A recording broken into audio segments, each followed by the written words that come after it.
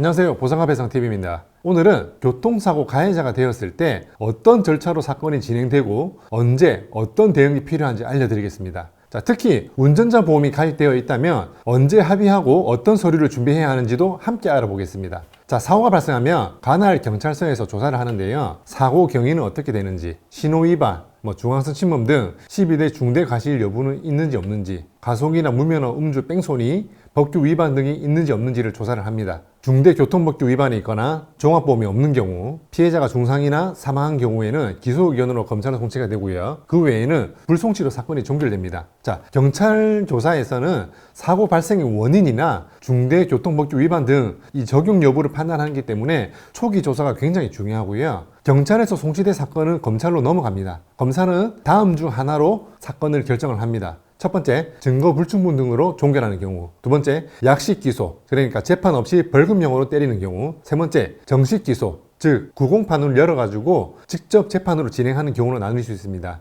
자, 구공판이 되면은 벌금이 나올 수도 있고 집행유예 또는 실형이 선고될 수 있습니다. 자, 그러면 피해자와의 형사합의 언제 해야 할까요? 가해자 입장에서는 양형 감경, 즉 처벌을 줄이는 가장 중요한 방법은 바로 형사합의입니다. 그런데 언제 합의해야 하나요? 정해진 정답은 없습니다. 왜냐하면 운전자 보험이 있는 경우에는 보험회사에서 교통사고 사실 확인서라는 걸 요구를 합니다. 자, 이 서류는 경찰 조사 후 검찰로 송치가 되어야 발급이 되는데, 그렇다 보니까 경찰 단계에서는 운전자 보험으로 합의가 진행되는 경우가 잘 없습니다. 자, 사고의 중대성이나 피해자의 상태, 중상의 여부에 따라 검찰 단계 또는 공소장 확인 후 합의 진행하는 경우가 오히려 더 많다고 볼 수 있고요. 그래서 전략적으로 타이밍을 판단을 해야 합니다. 자, 그리고 운전자 보험이 있다면 이를 적극적으로 활용을 해야 되는데 각 유형의 사건마다 요구하는 자료가 다 다릅니다. 기본적으로 교통사고 사실 확인서, 합의서, 공소장, 피해자 진단서 또는 사망 진단서, 그리고 개인정보 동의서, 가족관계 증명서, 인감증명서, 위임장, 통장 사본, 자, 이런 것들이 필요하고요. 그리고 피해자의 진단 주수나 사고 사항에 따라서 이 지원되는 한도가 달라지므로 경험 있는 전문가의 도움이 굉장히 중요합니다. 자, 결론으로 들어가서 사건 초기 대응부터 형사합의, 운전자 보험 활용까지 모든 것이 가해자의 처벌 수위와 경제적 부담을 결정을 짓는데요. 경찰, 검찰, 법원, 자, 어떻게 흘러가는지 정확히 파악이 필요하고요. 가해자 합의는 자의나 타의에 의해서 일정 시기에 해야 하는 경우도 있고요. 운전자 보험을 활용한 효율적 대응이 필요하고